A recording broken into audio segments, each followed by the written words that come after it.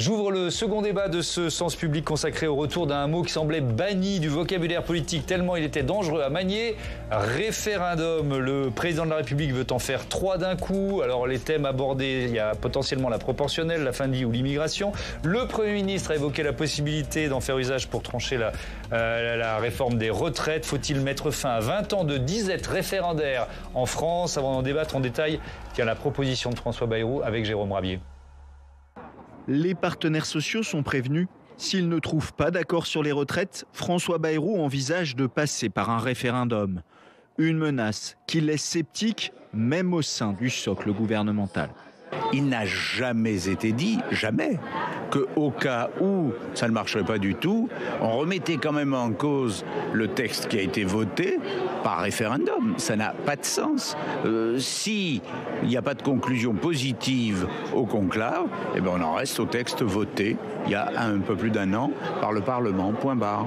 Même Emmanuel Macron, qui avait promis lors de ses vœux de redonner la parole aux Français en 2025, sans en préciser le sujet, a temporisé sur ce dossier, rappelant que c'est lui et lui seul qui a la main sur un référendum déclenché via l'article 11 de la Constitution. Il faut faire les choses dans le bon ordre. Il y a aujourd'hui, c'est une bonne chose, sur la base d'un cadrage qui a été fait par la Cour des comptes, un dialogue qui a été relancé. Je pense que c'est une très bonne chose. Donc le moment est le moment de dialogue entre les partenaires sociaux. Et il faut leur donner le maximum de chances de réussir et leur permettre de le faire dans un cadre apaisé et exigeant. La gauche, qui réclamait un référendum sur les retraites au moment des discussions en 2023, ne sait pas pourquoi le Premier ministre remet cette idée sur la table. Je qualifierais cette idée de saugrenu.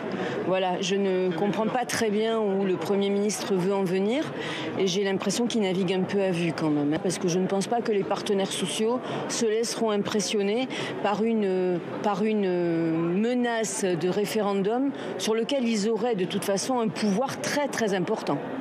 La consultation des partenaires sociaux doit s'achever d'ici fin mai. On saura alors si un accord a été trouvé. Mais en cas d'échec, François Bayrou devra choisir entre le maintien de la réforme telle que votée ou s'il défend encore la consultation des Français sur ce sujet brûlant.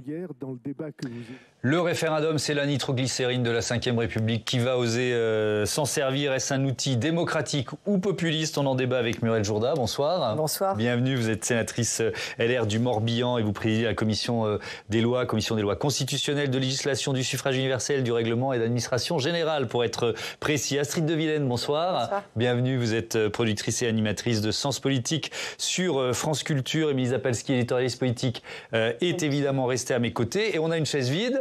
Oui, Philippe, tu peux la filmer. C'est celle de Benjamin Morel, qui est un très très bon constitutionnaliste, mais qui a la mauvaise habitude de laisser filer ses taxis. Et donc je le réprimande quand il n'est pas là, et je lui redirai quand il arrivera un peu en retard tout à l'heure. Bref, commençons par le référendum sur la réforme des retraites, si vous le voulez bien, Muriel Jourda.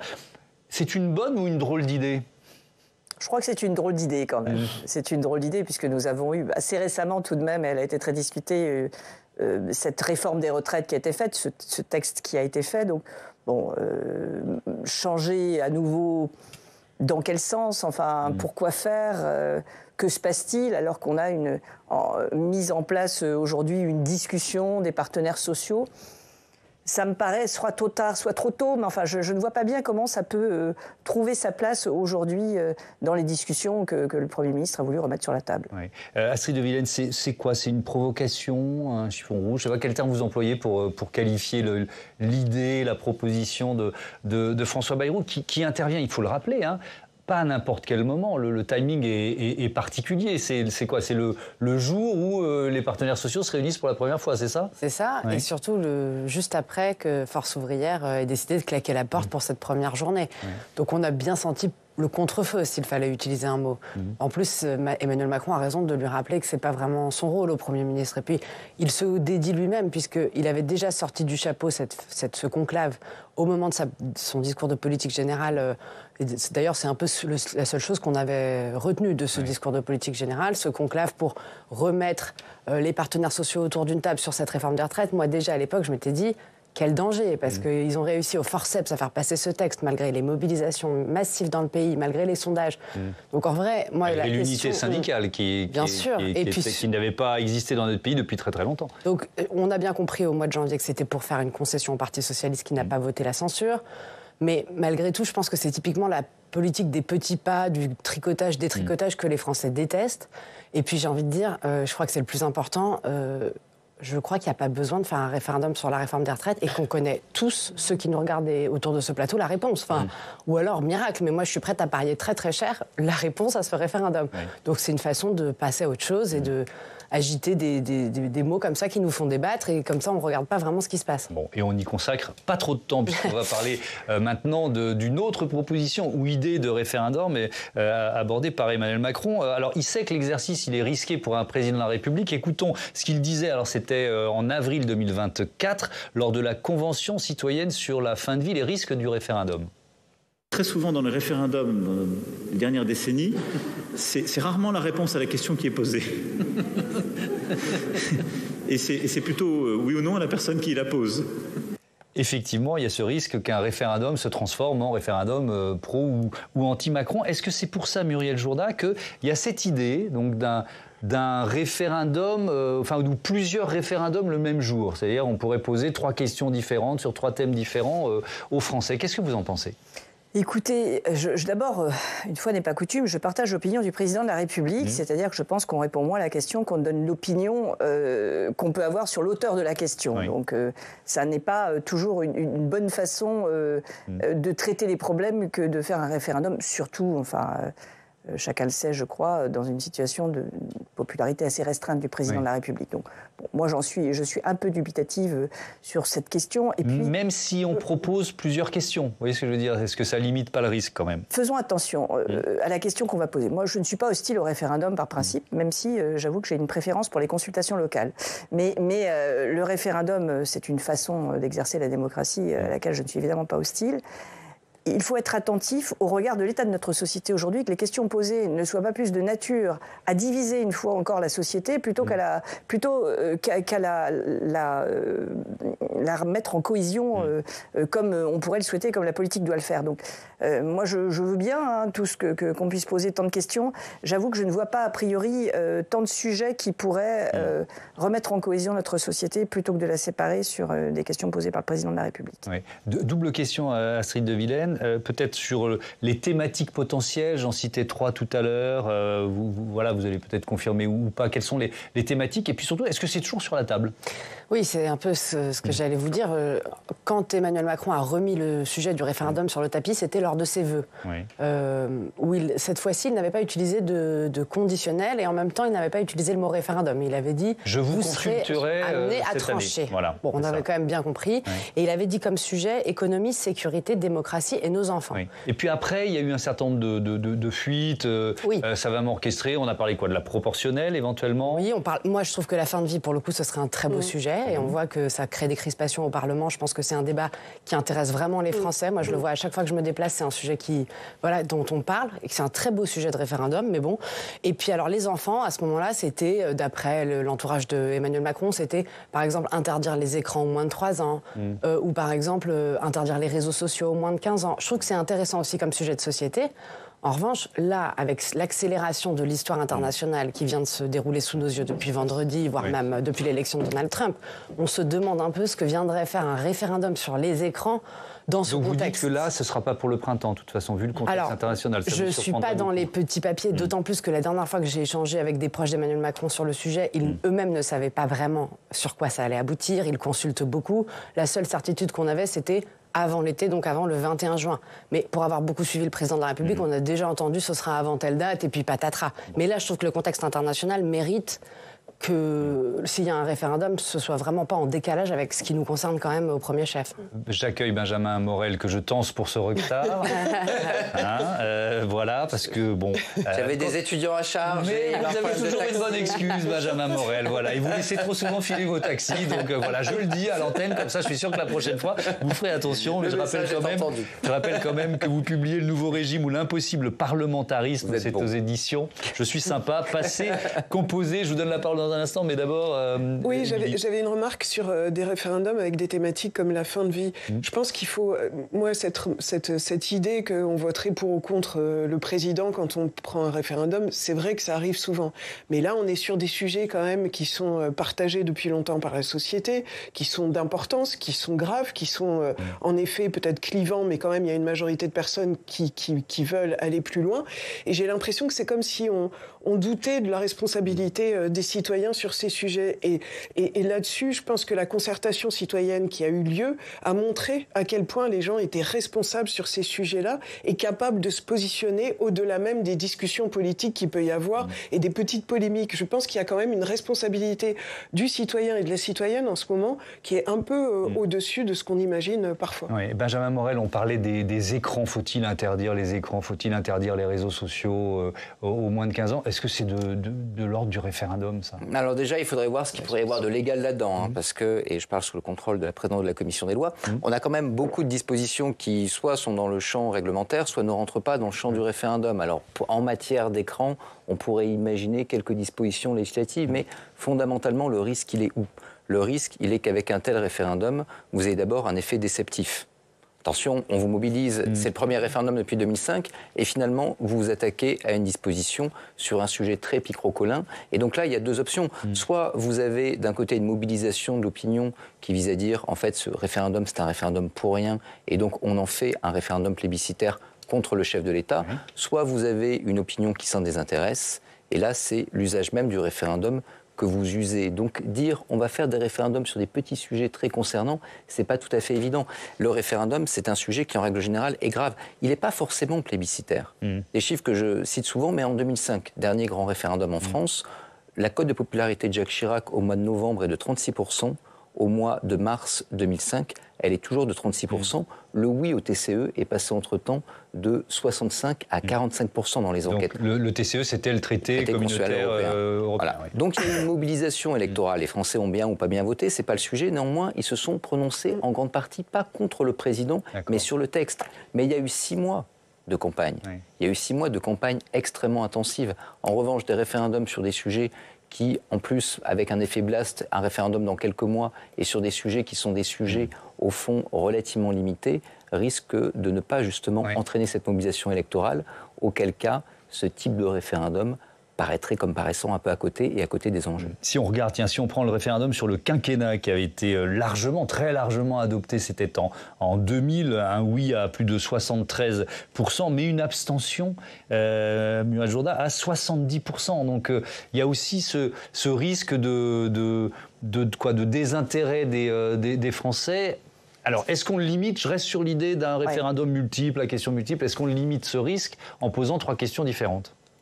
Ça dépend des questions qu'on pose, très honnêtement, ça dépend vraiment des questions qu'on pose. Je suis assez d'accord sur le fait que si on pose des questions de ce style sur, effectivement, les écrans aux plus ou moins de 15 ans, ça ne va pas plus mobiliser en posant 3 de ce style qu'en en posant qu'une. La fin de vie, la proportionnelle, ça pourrait rentrer dans le champ d'une question, de 2 questions sur se poser le même jour aux Français. Écoutez, c'est peut-être très personnel. J'imagine pas qu'on mêle les deux sujets. Non, mais c'est pour ça que j'essaie d'imaginer ce que serait un référendum double ou triple le même jour. C'est extrêmement difficile de mêler les deux sujets avec. Des sujets qui ont vraiment des enjeux tellement différents. Et puis, alors l'euthanasie, la fin de vie s'y prête sans doute plus, quoique à la réponse par oui ou par non. Mais la proportionnelle peut prendre tellement de formes différentes que je n'imagine pas qu'on puisse la traiter par voie de référendum. Oui, il y a, à mon avis, 2 dangers par rapport à ça. Le premier enjeu, c'est encore une fois, quand vous avez un référendum, pour que le référendum il soit réellement intéressant, il faut une politisation de l'opinion. Si vous la politisez sur 3 sujets qui n'ont rien à voir, ça va être compliqué, surtout si vous avez une campagne courte. L'autre élément, c'est qu'on peut au maximum faire 3 référendums en même temps. Parce qu'on est en capacité de sortir à peu près 3 urnes en même temps dans toutes les mairies. Donc on peut éventuellement y arriver, on n'en fera pas plus, et quoi qu'il arrive, ça tombe sous le coup de l'article 11, donc c'est forcément des textes. Ce n'est pas des choix sur des grandes orientations de politique publique. Il va falloir qu'il y ait des textes derrière. 3e élément, c'est quoi le danger, pas pour Emmanuel Macron, mais pour un François Bayrou? C'est que sur ces référendums, sa majorité se divise, se clive.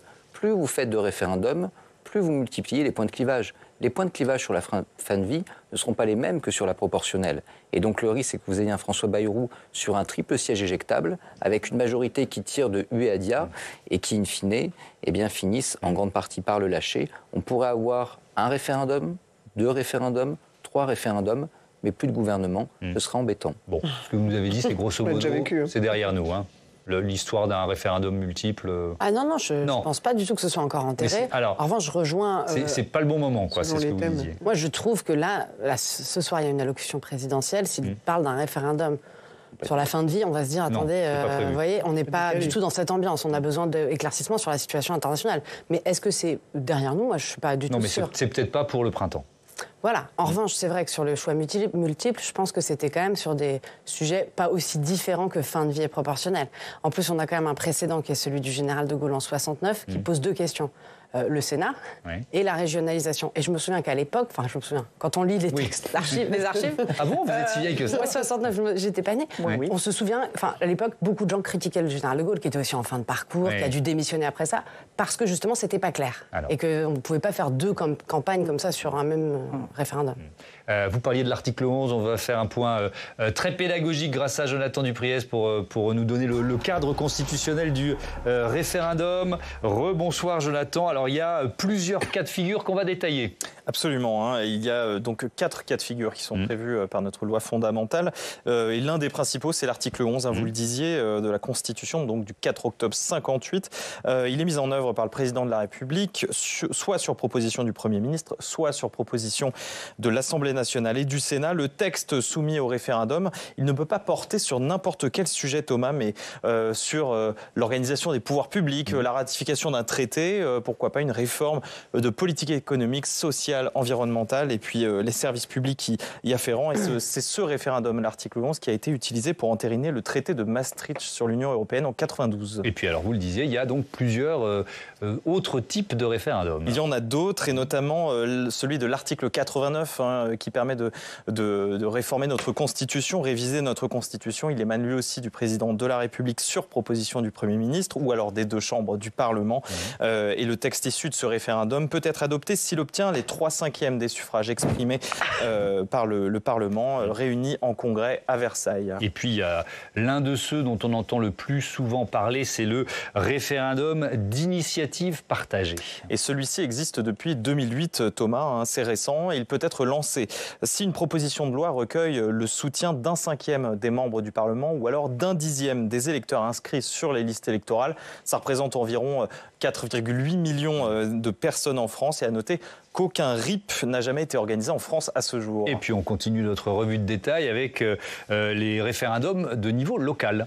Ça existe aussi, l'article 72-1 de la Constitution.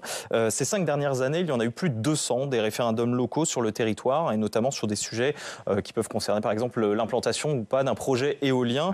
Ce projet soumis à référendum, il est entériné à 2 conditions. Si la majorité, bien sûr, se prononce en faveur du projet, et puis si la moitié au moins des électeurs inscrits a pris part au scrutin. Donc dans ces cas-là, ça valide il faut une participation suffisamment forte. Une participation élevée.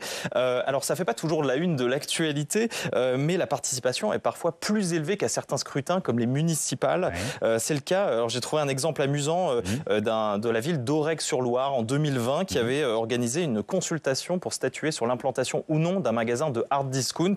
Et figurez-vous qu'un habitant sur 3 est allé voter, 2000 électeurs. Et bien, ça a beaucoup amusé le maire qui a lancé cette phrase « Lidl a été mieux élu que moi ». Voilà. On va terminer là-dessus. Merci beaucoup, Jonathan. Muriel Jourda, on va ouvrir le chapitre sur un éventuel référendum sur l'immigration, et on va y consacrer du temps parce que je crois que vous y êtes favorable. Sous quelle forme dans les différents référendums possibles qu'on a proposés? On avait déjà, quand je dis on, le groupe LR avait déjà tenté de mettre en œuvre sur le thème de l'immigration, un référendum, article 11, qui avait trait aux prestations sociales et la capacité ou pas de ne verser les prestations sociales non contributives qu'après un délai de présence sur le territoire d'un étranger. Donc ça, on l'a déjà tenté. Ce sont des sujets sur lesquels on peut se prononcer dans la mesure où ils rentrent dans les thématiques qui viennent d'être abordées. Après, on peut aussi souhaiter, mais ça n'est pas totalement entre nos mains, un référendum, article 89, qui permette précisément de modifier la Constitution et de pouvoir faire de l'immigration une thématique qui pourrait donner lieu à référendum. Oui, alors c'est ce que disait justement Bruno Retailleau quand il était encore que, je mets des guillemets, président du groupe LR au Sénat, c'était le 24 mai 2023. On l'écoute. Moi, je souhaite que dans l'article 11, on puisse consulter les Français, c'est-à-dire qu'en clair, un référendum puisse avoir lieu sur le sujet de l'immigration. Pour ça, il faut réviser la Constitution. Mais je pense que où on est dans une démocratie, où on ne l'est plus. Je pense qu'à l'origine du malaise démocratique, c'est que les gens pensent trop souvent que leur bulletin de vote vaut pour rien du tout. Il faut les remettre au cœur de notre démocratie. Alors pourquoi il faut, Benjamin Morel, réformer la Constitution ? Pour 2 raisons en fait. Parce que d'abord, le champ de l'article 11, et vous l'avez bien exposé, concerne marginalement l'immigration. Alors l'immigration, c'est pas un domaine du droit, l'immigration c'est un thème. Et donc en effet, quand on parle de prestations sociales, ça peut rentrer dans la politique économique et sociale de la France, très bien. Mais tout ce qui relève du pénal ou du civil, or en matière d'immigration, on parle également de pénal et on parle beaucoup de civil, eh ben je ne peux pas y toucher.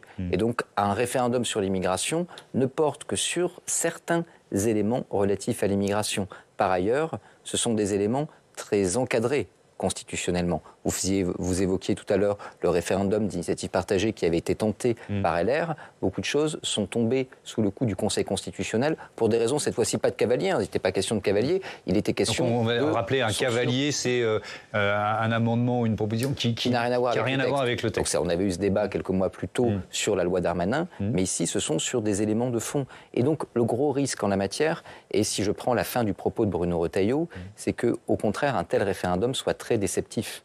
Pourquoi ?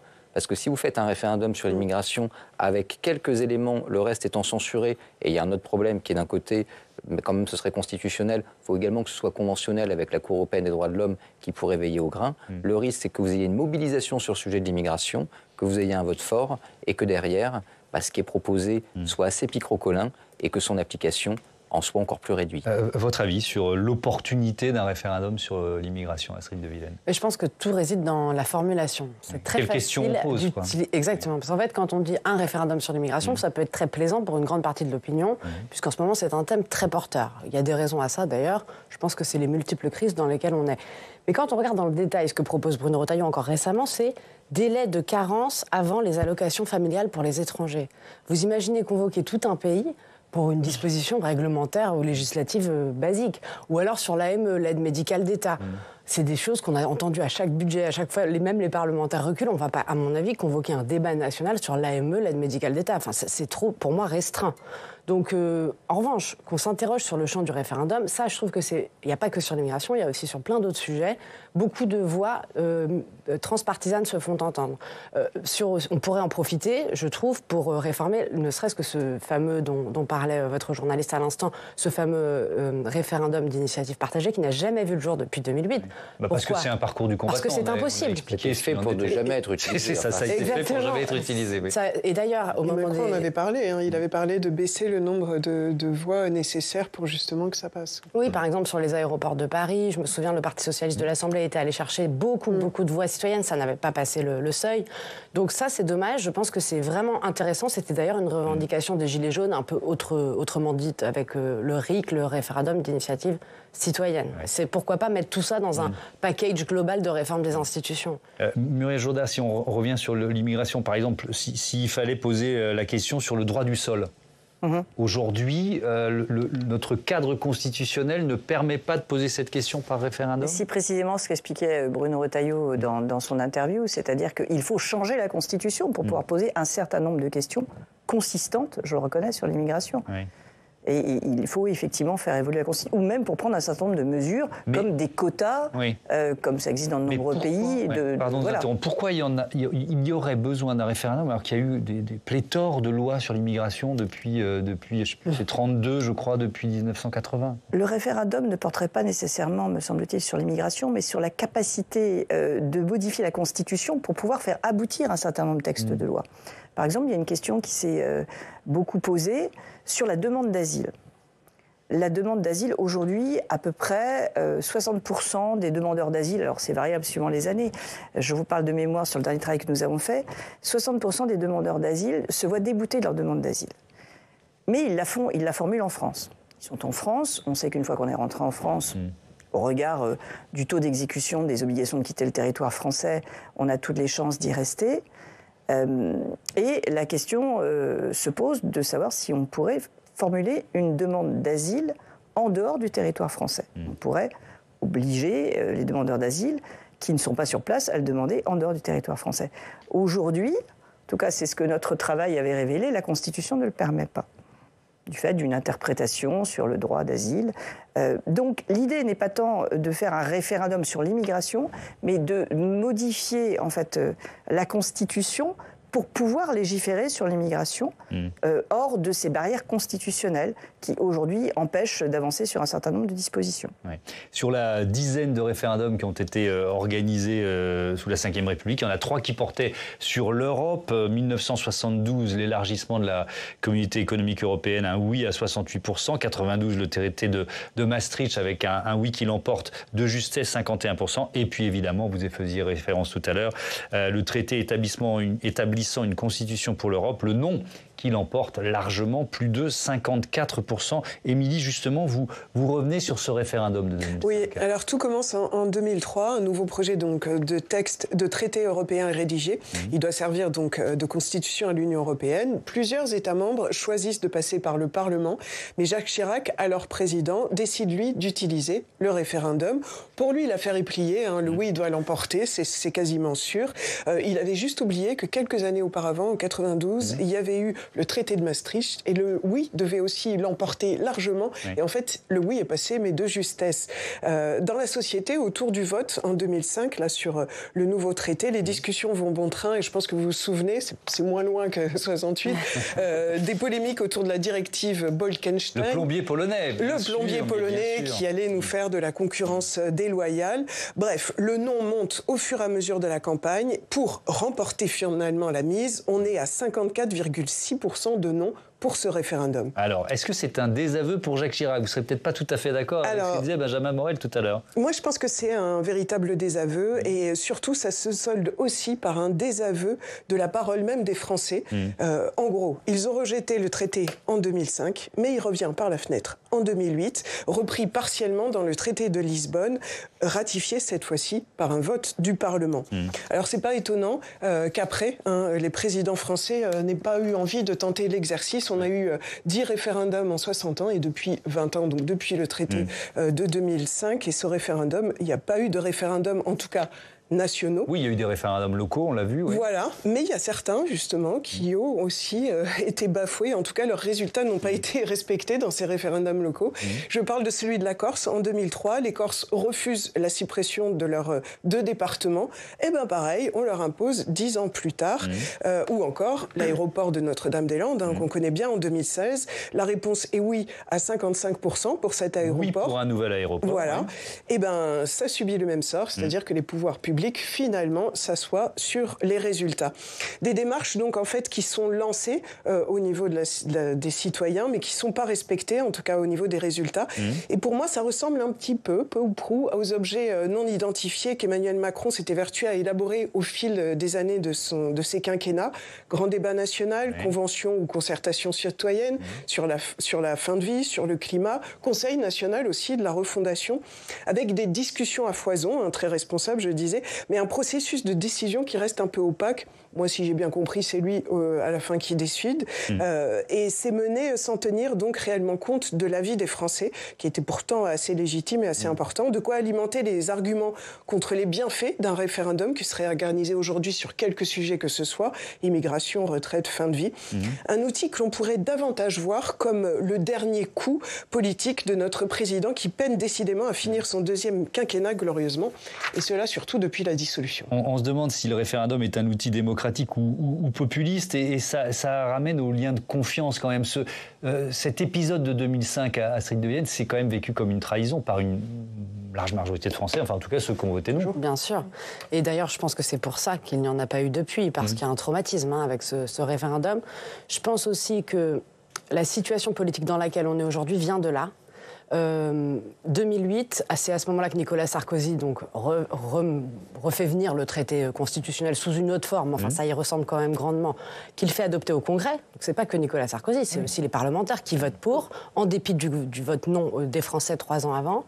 Et c'est à ce moment-là que Jean-Luc Mélenchon quitte le Parti socialiste, puisqu'il est en désaccord avec François Hollande, qui posait dans un grand hebdomadaire, ça je m'en souviens vraiment très bien, avec Nicolas Sarkozy, les deux leaders des deux grands partis de ce moment-là, l'UMP et le PS, et pour dire nous sommes d'accord. Et en fait, de ne pas avoir respecté ce vote des Français, ça a donné aussi Marine Le Pen, qui a à partir de ce moment-là, dit l'UMPS. Donc je crois qu'en effet, et je crois que chez Emmanuel Macron, il y a vraiment cette volonté, s'il y arrive, mais de dédiaboliser, de dépassionner le référendum après cet échec-là ou ce traumatisme-là, en se disant il faut qu'on puisse voter sur des sujets de la vie courante, de la vie de tous les jours, régulièrement, pourquoi pas une fois par an, pourquoi pas avec plusieurs questions. Ce qui n'est pas absurde dans un pays où on passe son temps à se noter et à voter les uns sur les autres. C'est intéressant que vous disiez ça parce que c'est leur argument. Ils disent sur Internet on est toujours sollicité. Oui, non, j'aime pas. Suisse, ils le font et on ne le fait pas dans nos institutions. Donc ce serait intéressant de... Juste un détail important pour compléter ce que vous disiez, c'est que dans les votes, justement en 2005, ceux qui étaient le plus contre, c'était les territoires périphériques qui ne profitaient pas, ou en tout cas qui étaient moins intégrés à la mondialisation, et à l'inverse, les métropoles qui étaient beaucoup plus bénéficiaires de la mondialisation. Donc quelque part, on avait déjà des signaux un peu des fractures qu'on voit aujourd'hui et qui nourrissent pas mal les votes du Rassemblement national. Oui, et puis au mouvement des Gilets jaunes également. Benjamin Morel. Oui, non, 2 points. D'abord, il ne faut pas idéaliser le modèle suisse. En Suisse, la plupart des référendums échouent faute de participation. Parce qu'en fait, trop de référendums tue le référendum. C'est ce qu'on disait, un bon référendum, c'est un référendum où vous avez suffisamment de temps de politisation. Et il y a de la cristallisation. Il y a de la cristallisation, il y a de la compréhension, il y a de l'investissement. Si déjà on en organisait ne serait-ce qu'un par quinquennat, je dirais on aurait un vrai progrès. Et pour revenir sur 2005, en fait c'est un double traumatisme. Il y a un traumatisme des Français qui, à ce moment-là, découvrent qu'on peut leur voler, à tort ou à raison, leur vote. Et ça, on le voit encore aujourd'hui dans les enquêtes d'opinion qualitative. On voit que vous avez une opinion qui revient toujours sur ce traumatisme de 2005. Vous voyez qu'on ne nous entend pas. L'autre élément, c'est qu'on a eu un traumatisme d'une partie du monde politique. Tout à l'heure, vous parliez du référendum d'initiative partagée. Cette usine à gaz qui est unique au monde et qui a été pensée pour ne jamais être utilisée. Elle date aussi de 2008. Il y a une demande de démocratie populaire, donc on crée un truc qui a pour but de ne jamais être utilisé parce qu'on a peur du référendum. Il y a la moitié des États européens qui ont des référendums d'initiative cittoyenne, la moitié des États américains qui ont des référendums d'initiative citoyenne. Il n'y a pas d'effondrement politique quand vous traversez les Alpes ou quand vous traversez l'Atlantique pour des raisons de référendum d'initiative citoyenne. Mais il y a une crainte aujourd'hui parce qu'on a eu un usage plébiscitaire du référendum très ancré sous la Ve République et qu'on n'est jamais vraiment parvenu à en sortir. Qu'est-ce qui se passe pour Jacques Chirac? On ne vote pas contre lui en 2005, mais après, il apparaît comme étant démonétisé. Et donc, on essuie ensuite les plâtres et on a une période de canard boiteux. Si vous avez un rapport plébiscitaire au référendum, en effet, pour le politique, son usage est très dangereux. Arriver à dépublicitariser le référendum, c'est l'enjeu de demain. Je ne suis pas sûr qu'on y arrivera avec un référendum sur les écrans, en revanche.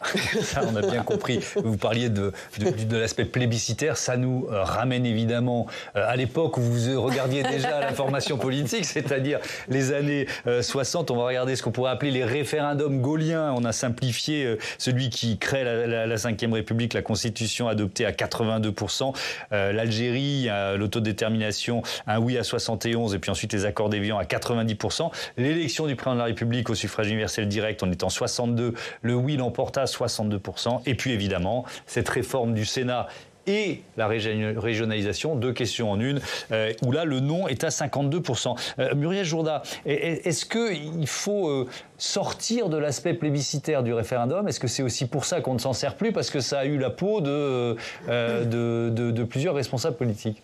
D'abord, je pense que ce n'est pas nous qui allons choisir. En réalité, c'est que les Français le vivent comme ça, et c'est une espèce une forme de tradition. Moi, j'avoue que je partage assez cette opinion, mais je l'ai dit tout à l'heure.